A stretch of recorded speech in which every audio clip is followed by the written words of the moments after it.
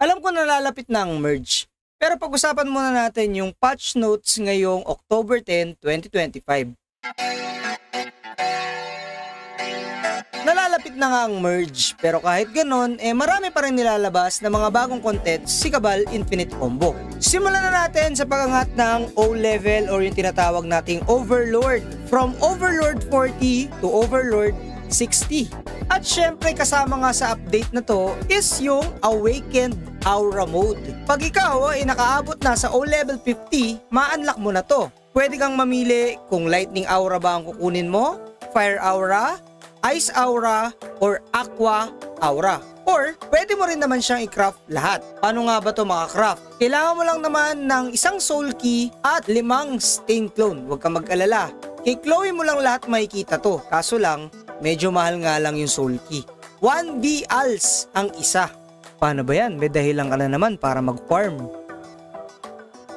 Meron din tayong in-game event na Frankie Hehe Hehe. Hehe? Simple lang ang mechanics ng event na to. Kailangan mo lang hanapin si Frankie sa mga maps na to. Pag napatay mo si Frankie, maglalaglag to ng kanyang Frankie hat. At itong mga Frankie hat na to ay pwede mo ipapalit kay NPC Yule sa mga items. Pwede ka rin palang makakuha ng rare items lalo na ng mga bike kay Frankie pag napatay mo ito. Ito maganda rin tong event na to, ang Recycle Day. Simple lang ang kailangan mo dito. Diba nagda-dungeon ka, tas may napupulot kang piece of upgrade? Yun lang yung kailangan mo. Punta ka lang kay NPC Yule at pwede ka na magpapalit doon. Ito yung mga makukuha natin pag nagpapalit tayo kay NPC Yule.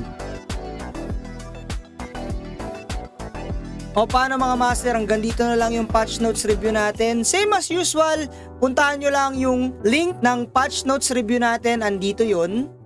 Puntahan nyo lang rin yung in-game item shop para makita nyo kung anong meron sa weekly special. O paano, sa susunod na lang, kita kits, merge na!